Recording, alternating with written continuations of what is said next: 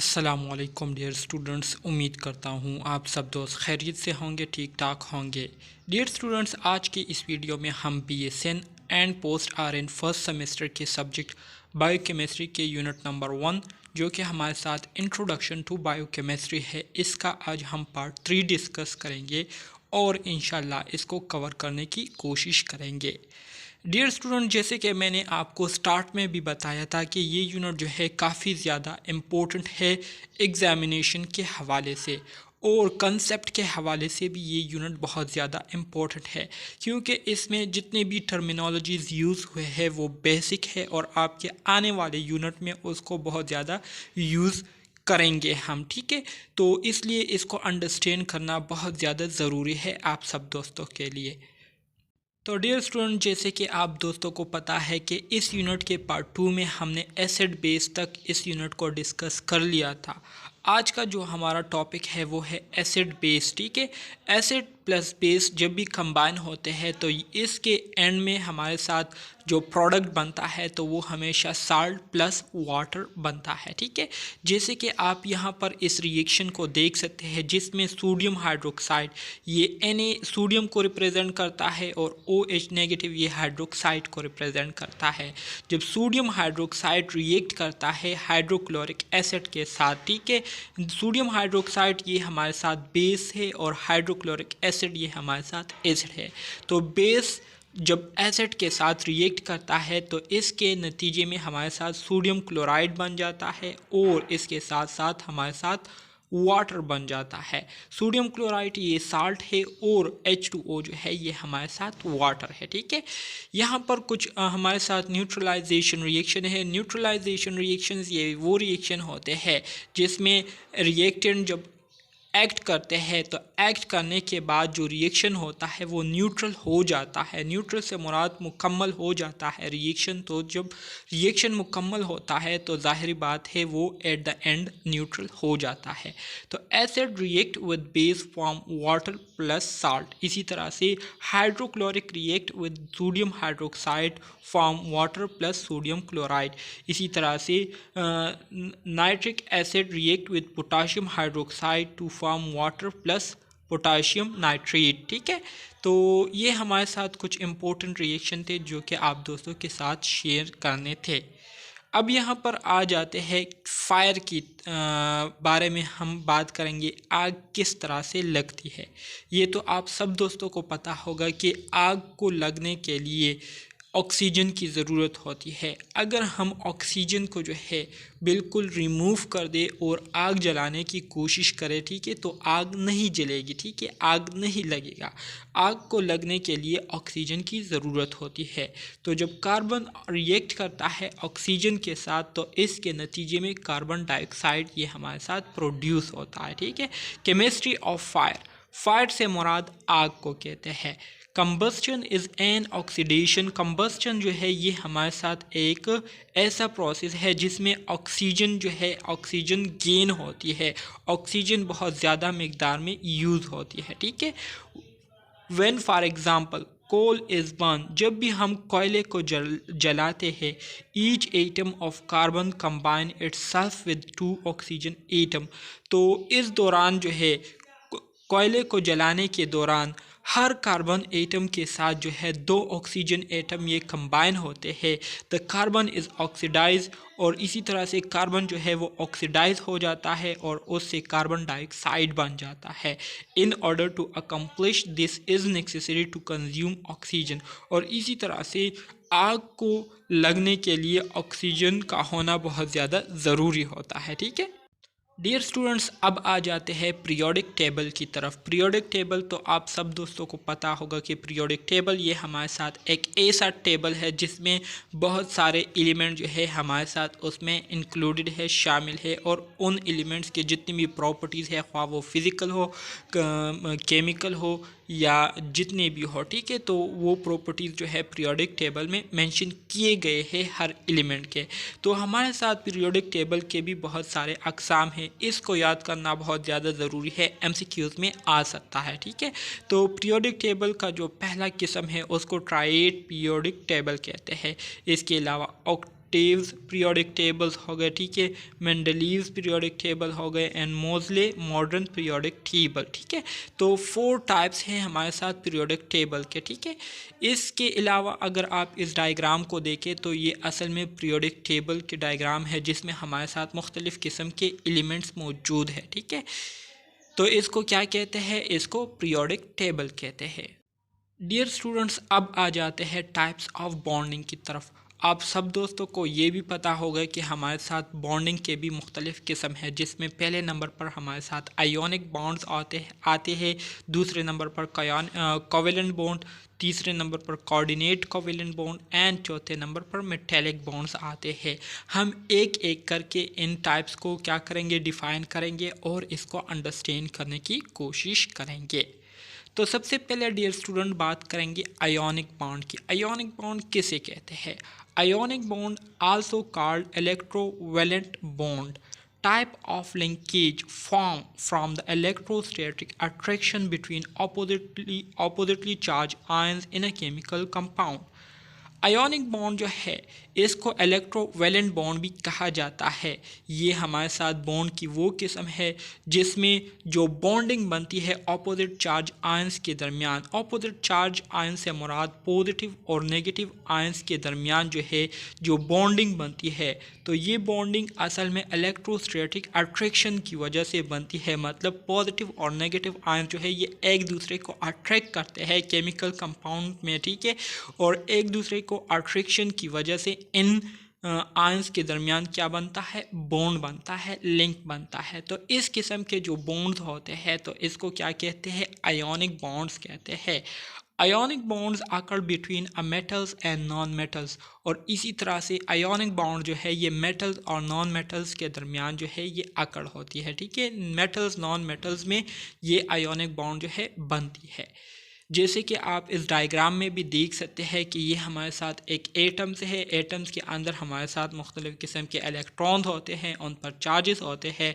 तो ये oppositely charge ions जो इलेक्ट्रॉन्स होते हैं ये एक दूसरे को क्या करते हैं, अट्रैक्ट करते हैं, और इसी तरह से दो केमिकल कंपाउंड या एटम के दरमियान एक आयोनिक बॉन्ड्स बन जाती है, ठीक है। सिंपल अल्फाज में आयोनिक बॉन्ड का मतलब ये है कि वो बॉन्ड जो कि ऑपोजिटली चार्ज आयंस की वजह से बनती है तो उसको हम आयोनिक बॉन्ड कहते हैं, ठीक है। तो इसके बाद हमारे साथ जो दूसरी किस्म है बॉन्ड की वो है कोवेलेंट बॉन्ड। कोवेलेंट बॉन्ड किसे कहते हैं? The mutual sharing of one or more pair of electrons between two atom. मिसाल के तौर पर ये हमारे साथ एक एटम हो गया, ये हमारे साथ दूसरा एटम हो गया, ठीक है। तो मैंने आपको बताया था कि एटम्स के दरमियान जो है या एटम्स के अंदर हमारे साथ इलेक्ट्रॉन्स पाए जाते हैं मुख्तलिफ़ तादाद में। अब ये दो एटम्स के दरमियान जो इलेक्ट्रॉन्स होते हैं, ठीक है, इनमें जो इलेक्ट्रॉन्स होते हैं तो एक एटम के एक पेयर या एक से ज़्यादा पेयर इलेक्ट्रॉन्स के जो है ये दूसरे एटम्स के जो इलेक्ट्रॉन है उसको अपनी तरफ खींचती है, ठीक है। और इस तरह से ये एक दूसरे के दरमियान एक शेयरिंग कर लेते हैं, इलेक्ट्रॉन्स को एक दूसरे के साथ शेयर कर लेते हैं, और इस तरह से फिर दोनों एटम का जो है उन इलेक्ट्रॉन्स पर कंट्रोल होता है। तो इस तरह की जो बॉन्डिंग होती है जिसमें शेयरिंग ऑफ इलेक्ट्रॉन्स होती है, इलेक्ट्रॉन्स की जो पेयर है उसकी शेयरिंग होती है, तो इसको क्या कहते हैं, इसको कोवेलेंट बॉन्ड कहते हैं। These electron are simultaneously attracted by two atomic nuclei. वही बात है जो कि मैंने आपको कही कि जब शेयरिंग हो जाती है तो जो इलेक्ट्रॉन शेयर हुए होते हैं तो उन इलेक्ट्रॉन्स पर दोनों एटम्स के जो न्यूक्लिया है उनका फोर्स ऑफ अट्रैक्शन जो है वो होता रहता है, उनको जो है वो अट्रैक्ट करती है। न्यूक्लियस जो है दोनों एटम के जो न्यूक्लियाई है वो उनको अपनी तरफ खींचती रहती है, जिसकी वजह से इन दोनों के दरमियान क्या हुई होती है, म्यूचुअल शेयरिंग हुई होती है। जैसे कि आप ये देख सकते हैं कि कोवेलेंट बॉन्ड में यहाँ पर ये हमारे साथ एक एटम हो गया, ये दूसरा एटम हो गया। अब ये हमारे साथ एक न्यूक्लियस है, ये दूसरा न्यूक्लियस है। यहाँ पर जो पेयरिंग हुई है, ठीक है, तो दोनों एटम्स के जो इलेक्ट्रॉन्स है वो शेयर हुए हैं और इसी तरह से दोनों एटम के जो न्यूक्लियस है वो दोनों तरफ से जो है इस इलेक्ट्रॉन्स को क्या कर रही है, अपनी तरफ अट्रैक्ट कर रही है, जिसकी वजह से दोनों एटम जो है एक दूसरे के साथ जुड़े हुए हैं और शेयरिंग की हुई है इलेक्ट्रॉन्स की। तो इस तरह की जो शेयरिंग होती है, इस तरह की जो बॉन्डिंग होती है, तो इसको कोवेलेंट बॉन्ड कहते हैं। अब आ जाते हैं कोऑर्डिनेट कोवेलेंट बॉन्ड की तरफ। कोऑर्डिनेट कोवेलेंट बॉन्ड किसे कहते हैं? Coordinate covalent bond is a type of alternate covalent bond that is formed by sharing of electrons pair from single atom। ठीक है, कोऑर्डिनेट कोवेलेंट बॉन्ड ये कोवेलेंट बॉन्ड के बिल्कुल ऑपोजिटली काम करता है, ठीक है, और ये हमारे साथ बॉन्डिंग की एक किस्म है जिसमें जो इलेक्ट्रॉन शेयरिंग हुई होती है तो वो सिर्फ एक एटम से इलेक्ट्रॉन जो है वो शेयर हुए होते हैं और दूसरा एटम जो है वो अपने इलेक्ट्रॉन्स को शेयर नहीं करता। जबकि कोवेलेंट बॉन्ड में मैंने आपको अभी कहा था कि कोवेलेंट बॉन्ड में दोनों एटम्स के इलेक्ट्रॉन जो है वो शेयर हुए होते हैं, ठीक है, लेकिन जो कोऑर्डिनेट कोवेलेंट बॉन्ड है तो इसमें इलेक्ट्रॉन जो है सिर्फ एक एटम से दूसरे एटम के साथ शेयर हुए होते हैं और जो दूसरा एटम है वो अपने इलेक्ट्रॉन्स को शेयर नहीं करता। तो इस तरह की जो बॉन्डिंग हुई होती है तो इसको कोऑर्डिनेट कोवेलेंट बॉन्ड कहते हैं। Both share electrons are donated by the same atom, और जो भी शेयर इलेक्ट्रॉन्स हुए होते हैं तो वो शेयर इलेक्ट्रॉन जो है सिर्फ एक ही एटम से इलेक्ट्रॉन शेयर हुए होते हैं, जिसकी वजह से बॉन्डिंग बनी हुई होती है। तो इस तरह की जो बॉन्डिंग है इसको कोऑर्डिनेट कोवेलेंट बॉन्ड कहते हैं। जैसे कि आप देख सकते हैं यहाँ पर, ठीक है, कोऑर्डिनेट कोवेलेंट बॉन्ड जो है यहाँ पर बनी हुई है। इसके बाद हमारे साथ जो अगला टाइप है बॉन्ड का वो है metallic bond, a type of chemical bond form between positively charge atoms in which the free electrons are shared amongst a lattice of cations. ठीक है, मेटेलिक बॉन्ड ये हमारे साथ केमिकल बॉन्ड की एक किस्म है जो कि पॉजिटिवली चार्ज एटम्स की इलेक्ट्रॉन्स के साथ शेड होने की वजह से बनती है, ठीक है।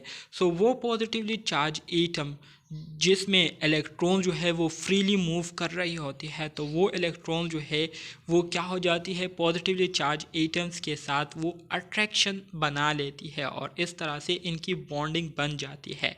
तो इस किस्म की जो बॉन्डिंग होती है इसको हम मेटेलिक बॉन्ड कहते हैं। जैसे कि आप यहाँ पर देख सकते हैं कि ये हमारे साथ मेटल है, मेटल्स के अंदर हमारे साथ पॉजिटिव चार्जेस मौजूद है और इन पॉजिटिव चार्जेस में हमारे साथ जो फ्री इलेक्ट्रॉन्स है एटम्स के साथ, तो वो फ्री इलेक्ट्रॉन्स एक दूसरे को जो है अपोजिटली चार्जेस को अट्रैक्ट करते हुए एक बॉन्ड इन्होंने बनाया हुआ होता है। तो इस किस्म की जो बॉन्डिंग होती है इसको मेटेलिक बॉन्ड कहते हैं। डियर स्टूडेंट्स, अब आ जाते हैं रिडक्शन ऑक्सीडेशन की तरफ। रिडक्शन ऑक्सीडेशन किसे कहते हैं इस पर हम अपने कंसेप्ट को क्लियर करने की कोशिश करेंगे।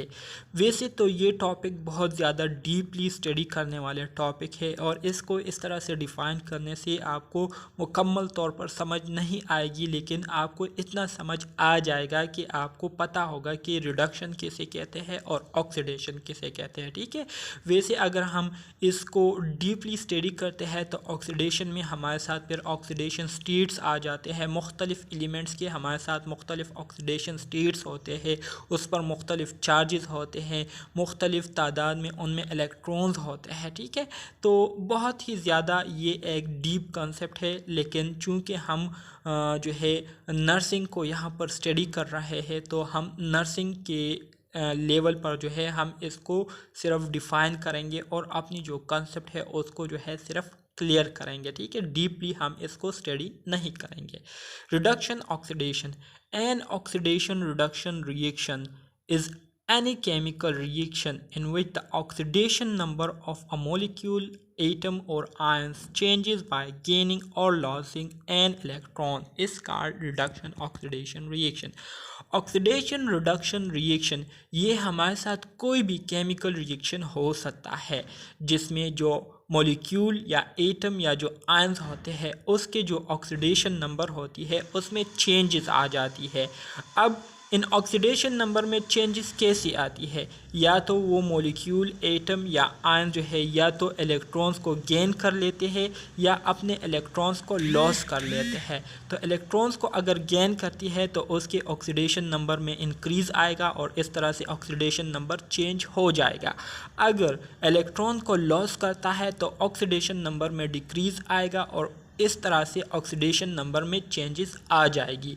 तो वो केमिकल रिएक्शन जिसमें इलेक्ट्रॉन के गेनिंग या इलेक्ट्रॉन के लॉस होने की वजह से मॉलिक्यूल, एटम या आयंस की ऑक्सीडेशन नंबर में चेंजेस आ जाए, तब्दीली आ जाए, तो इस किस्म के जो रिएक्शन होते हैं इसको ऑक्सीडेशन रिडक्शन रिएक्शन कहते हैं। ठीक है डियर स्टूडेंट्स, अब यहाँ पर रिडक्शन का एक एग्ज़ाम्पल आपको यहाँ पर दिया गया है। ठीक है, जिसमें ऑक्सीडेंट है एक हमारे साथ। ये ऑक्सीडेंट क्या करता है, ये इलेक्ट्रॉन को गेन करता है। ठीक है, इलेक्ट्रॉन के साथ जब रिएक्ट करता है तो इसका मतलब यह है कि ये इलेक्ट्रॉन को गेन कर रहा है। तो इलेक्ट्रॉन को गेन करने के बाद हमारे साथ प्रोडक्ट बन जाता है, जिसकी वजह से इलेक्ट्रॉन जब गेन होती है तो ऑक्सीडेशन नंबर में क्या आती है, ऑक्सीडेशन नंबर में डिक्रीज़ आ जाती है। ठीक है, इस तरह से अगर हम ऑक्सीडेशन रिएक्शन को देखें तो ऑक्सीडेशन रिएक्शन में हमारे साथ रिडक्टेंट्स होते हैं। रिडक्टेंट्स क्या करते हैं, रिडक्टेंट प्रोडक्ट बनाते हैं और प्रोडक्ट बनाने के बाद एक इलेक्ट्रॉन्स को लॉस कर देते हैं। जब इलेक्ट्रॉन को लॉस करते हैं तो इलेक्ट्रॉन लॉस हुआ तो ऑक्सीडेशन नंबर में इंक्रीज़ आ गई। आपने सिर्फ इस पर थोड़ा सा यहाँ पर इन रिएक्शन में रट्टा लगाना है। ठीक है, क्योंकि ये बहुत ज़्यादा डीप कंसेप्ट है। अगर मैं आपको ये कंसेप्ट क्लियर करना शुरू कर दूँ तो आपने अभी तक जितना भी सीखा हुआ है वो भी आप भूल जाएंगे। ठीक है, बहुत ही ज़्यादा डीप कंसेप्ट है।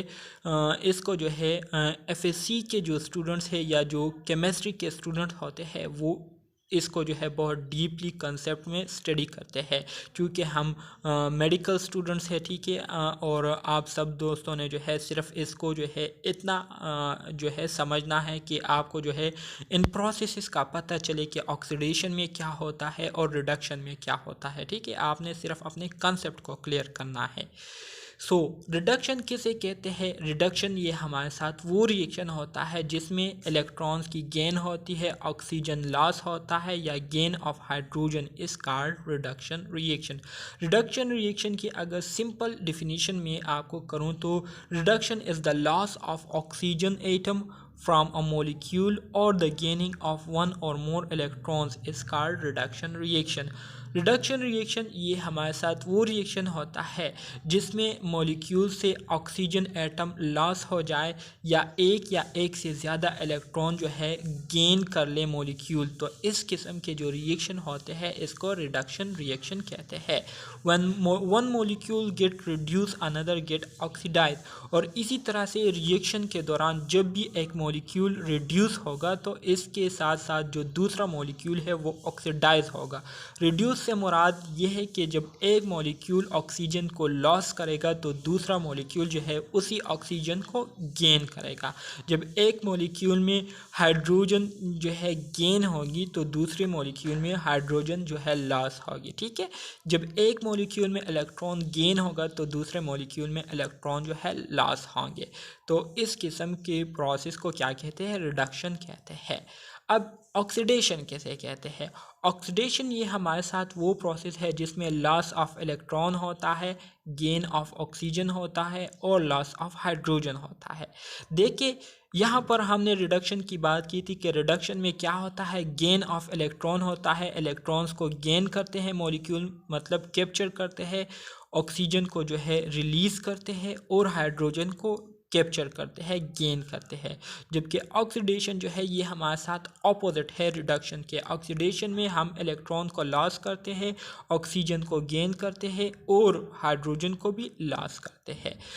आयुपेक की डिफिनीशन के मुताबिक आयुपेक ये हमारे साथ एक इंटरनेशनल इदारा है, international union of pure applied chemistry. ठीक है, I stand for international, U stand for union, P stand for pure, A stand for applied and C stand for chemistry. ठीक है, international union of pure applied chemistry, ठीक है, give several different definition of oxidation. उन्होंने जो है oxidation के बहुत सारे डिफिनीशन किए हैं जिसमें एक यहाँ पर मेंशन किया गया है। Loss of electrons, increase in oxidation state, loss of hydrogen or gain of oxygen is called oxidation. Oxidation ये हमारे साथ वो रिएक्शन होता है जिसमें इलेक्ट्रॉन्स लॉस होते हैं, ऑक्सीडेशन स्टेट में इंक्रीज आती है, हाइड्रोजन लॉस होते हैं या gain of electrons is called oxidation. तो इसको क्या कहते हैं? ऑक्सीडेशन कहते हैं। डियर स्टूडेंट्स, अब ये हमारे साथ रिडॉक्स रिएक्शन है। रिडॉक्स मतलब रिडक्शन ऑक्सीडेशन रिएक्शन है। अगर इसको मैं यहाँ पर आपको समझाना शुरू कर दूँ तो यकीन माने कि आप मुकम्मल तौर पर कंफ्यूज हो जाएंगे और आपने जो भी याद किया है अब तक वो आपसे भूल जाएगा, क्योंकि ये बहुत डीप कंसेप्ट है। मुझे तो आते हैं, लेकिन अगर मैं आपको ये समझाना शुरू कर दूँ तो आप जो है बहुत ज़्यादा कंफ्यूज हो जाएंगे। और वैसे भी अगर हम एग्ज़ामिनेशन के हवाले से इन रिएक्शन को देखें तो इसकी बिल्कुल कोई अहमियत नहीं है। मैं आपको ये टॉपिक सिर्फ इसलिए समझा रहा हूँ क्योंकि आपका जो कोर्स कंटेंट है, जो पीएनसी की तरफ से आपके कोर्स सलेबस में जो है इसको मेंशन किया गया है, तो इस वजह से मैं आपको इसकी जो डिफिनीशन है या जो कंसेप्ट है वो क्लियर करने की कोशिश कर रहा हूँ। ठीक है, वैसे इसकी इतनी ज़्यादा इम्पोर्टेंस नहीं है एग्ज़ामिनेशन के हवाले से। देखिए, आप देख सकते हैं ये सारे हमारे साथ ऑक्सीडेशन रिडक्शन रिएक्शन है। ठीक है, अगर मैं आपको समझाऊँ तो बहुत ही ज़्यादा कंफ्यूज हो जाएंगे आप सब दोस्त। अब आ जाते हैं एसिड एंड बेसिस की तरफ। ये एमसीक्यूज़ में आ सकता है, इसकी बहुत ज़्यादा अहमियत है। ठीक है, क्योंकि ये कंसेप्ट बहुत ज़्यादा सिंपल है। अर्हेनियस थ्योरी, अर्हेनियस ये हमारे साथ एक केमिस्ट थे, ठीक है, जो कि केमिस्ट्री को स्टडी करते थे, केमिस्ट्री को रिसर्च करते थे, ठीक है, केमिस्ट्री पर। तो उन्होंने एक थ्योरी पेश की थी एसिड बेसिस के बारे में, जिसमें उन्होंने एसिड और बेस को डिफ़ाइन करने की कोशिश की थी। So, according to Arrhenius concept, acid किसे कहते हैं? Anything that produce hydrogen ion in a water solution.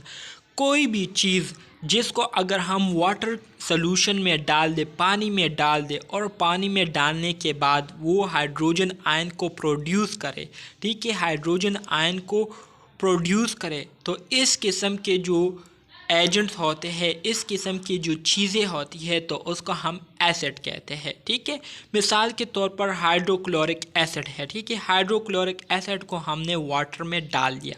Water में डालने के बाद जब इसको हमने डिज़ोल्व किया तो ये हाइड्रोक्लोरिक एसिड जो है ये कन्वर्ट हो गया किस चीज़ में? हाइड्रोजन पॉजिटिव आयन में। ठीक है, हाइड्रोजन पॉजिटिव आयन में और प्लस क्लोरीन नेगेटिव आयन में। तो अब ये हाइड्रोजन पॉजिटिव आयन जो है ये हमारे साथ क्या है? ये हमारे साथ हाइड्रोजन आयन है। तो डिफिनीशन के मुताबिक कोई भी चीज़ जिसको अगर हम पानी में डाल दें और पानी में डालने के बाद वो हाइड्रोजन पॉजिटिव में जो है कन्वर्ट हो जाए, तो इस किस्म के जो एजेंट्स होते हैं उसको हम क्या कहते हैं? एसिड कहते हैं। तो जैसे कि हाइड्रोक्लोरिक एसिड को अगर हम पानी में डाल दें तो इसके नतीजे में हमारे साथ hydrogen plus chlorine minus ions आ जाते हैं। तो इस किस्म के जो एजेंट्स होते हैं तो इसको हम क्या कहते हैं? एसिड कहते हैं। अब अगर बेस की बात करें तो अर्हेनियस कंसेप्ट के मुताबिक बेसिस ये हमारे साथ कोई भी चीज़, कोई भी एजेंट जिसको अगर हम पानी में डाल दें, वाटर सॉल्यूशन में डाल दें, और वाटर सॉल्यूशन में डालने के बाद वो हमारे साथ OH आयन को प्रोड्यूस करे। ठीक है, OH ये हाइड्रोक्सल आयन है, हाइड्रोक्सल आयन को प्रोड्यूस करे, तो इस किस्म के एजेंट्स को हम क्या कहेंगे? बेस कहेंगे। जैसे कि अगर हम सोडियम हाइड्रोक्साइड को पानी में डाल दें तो पानी में डालने के बाद ये हमारे साथ सोडियम पॉजिटिव, ठीक है, सोडियम पॉजिटिव और प्लस हाइड्रोक्सल आयन नेगेटिव में कन्वर्ट हो जाए, तो इस किस्म के एजेंट्स को हम बेस कहेंगे। ठीक है, इसके बाद हमारे साथ दूसरे केमिस्ट थे जिनका नाम ब्रॉन्स्टेड लॉवरी था। ब्रॉन्स्टेड ये एक केमिस्ट थे, लॉवरी ये दूसरे केमिस्ट थे। इन्होंने जो है एसिड और बेस के बारे में अपने कंसेप्ट को पेश किया था। ठीक है, इन्होंने जो है अर्हेनियस की थ्योरी को थोड़ी सी वजाहत दी थी। अर्हेनियस ने जो थ्योरी पेश की थी तो उसको थोड़ा सा एक्सप्लेन किया था। ठीक है, सो इन्होंने जो एसिड की डिफिनीशन की है वो कुछ इस तरह से की है कि एसिड ये हमारे साथ वो एजेंट होते हैं जो कि प्रोटॉन डोनर होते हैं या adds hydrogen ion to solvent. ठीक है, प्रोटॉन्स डोनर से मुराद ये है कि जो कि प्रोटॉन्स को डोनेट करते हैं। प्रोटॉन्स हमारे साथ पॉजिटिव आयंस को कहते हैं, जो कि पॉजिटिव आयंस को डोनेट, तो इसको क्या कहते हैं, इसको एसिड कहते हैं, जो कि प्रोटॉन को डोनेट करते हैं, प्रोटॉन्स को देते हैं। डोनर से मुराद प्रोटॉन्स देने वाला। ठीक है, या हाइड्रोजन आयन को जो है सॉल्वेंट में क्या करता है, प्रोड्यूस करता है। जबकि बेसिस ये हमारे साथ वो एजेंट होते हैं जो कि प्रोटॉन को एक्सेप्ट करते हैं। प्रोटॉन मतलब हाइड्रोजन आयन को एक्सेप्ट करते हैं या remove hydrogen ion from solvent. Solvent से हाइड्रोजन आयन को रिमूव करने वाले जो एजेंट्स होते हैं तो उसको हम बेसिस कहते हैं। This definition explain how things like ammonia can act as a base. ठीक है, इस डिफिनीशन ने जो है एमोनिया के बारे में भी ये वजाहत की कि किस तरह से मुख्तलिफ़ चीज़ें जैसे कि एमोनिया जो है ये किस तरह से एज अ बेस जो है ये एक्ट करता है, रिएक्शन करता है। ठीक है, तो डियर स्टूडेंट्स अब यहाँ पर हम एसिड और बेस के प्रॉपर्टीज़ पर थोड़ा सा बात करेंगे और एसिड और बेस के प्रॉपर्टीज़ को अंडरस्टैंड करेंगे। सो एसिड के प्रॉपर्टीज़ हमारे साथ इस साइड पर है, बेस के प्रॉपर्टीज़ हमारे साथ इस साइड पर है। When acid dissolve in water, जब हम एसिड को वाटर में डिज़ोल्व करते हैं तो इससे क्या होता है, तो इससे वो सोल्यूशन हमारे साथ कंडक्टिव होता है। कंडक्टिव से मुराद फिर उससे इलेक्ट्रिसिटी जो है वो पास हो सकती है, गुजर सकती है, बिजली करंट को वो पास कर सकता है। ठीक है, change blue litmus to red, और इसी तरह से उस सोल्यूशन की जो कलर है, ठीक है, वो ब्लू लिटमस से कन्वर्ट होकर रेड कलर में तब्दील हो जाता है। एमसीक्यूज़ के हवाले से ये पॉइंट्स इंपॉर्टेंट है, इसको याद कर लें। इसके अलावा आपको बताता चलूँ कि एसिड के जो टेस्ट है तो ये हमारे साथ 4 टेस्ट में होता है एसिड। ठीक है, react with bases to neutralize their properties. इसी तरह से एसिड जब बेस के साथ रिएक्ट कर लेती है तो वो अपने प्रॉपर्टीज़ को न्यूट्रलाइज कर देती है, न्यूट्रल कर देती है। ठीक है, इसके बाद जो 5वीं प्रॉपर्टी है एसिड की वो ये है कि react with active metals to liberate hydrogens. ठीक है, ये एक्टिव मेटल्स के साथ रिएक्ट करके हाइड्रोजन को क्या करती है, लिबरेट करती है, हाइड्रोजन को डोनेट करती है। जबकि बेसिस को जब हम वाटर में डिज़ोल्व करते हैं तो इससे भी करंट पास होता है, ये रेड लिटमस से कन्वर्ट होकर ब्लू कलर में आ जाता है। ठीक है, जबकि इसकी जो कंसिस्टेंसी है, ठीक है, तो ये स्लिपरी फीलिंग आपको देती है। जब भी आप बेस को पकड़ेंगे तो आपको ऐसा महसूस होगा कि ये चीज़ जो है हाथों से फिसल रही है, स्लिपरी जो है आपको महसूस होगा। इसके साथ जब भी बेस एसिड के साथ रिएक्ट करता है तो रिएक्ट करने के बाद ये अपनी प्रॉपर्टीज़ को न्यूट्रलाइज कर देती है। तो ये कुछ इम्पोर्टेंट प्रॉपर्टीज़ थे एसिड और बेसिस के जो कि मैंने आप दोस्तों को बताए। उम्मीद करता हूँ इसकी समझ आप दोस्तों को आ गई होगी।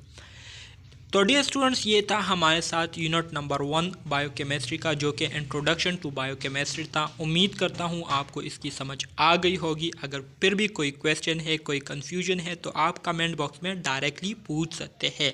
इसके साथ साथ अगर आपको लेक्चर पसंद आया हो, अंडरस्टैंड किया हो तो अपने दोस्तों के साथ ज़रूर इसको शेयर कर लीजिए। इंशाल्लाह नेक्स्ट यूनिट में मिलेंगे, तब तक के लिए अल्लाह हाफिज़।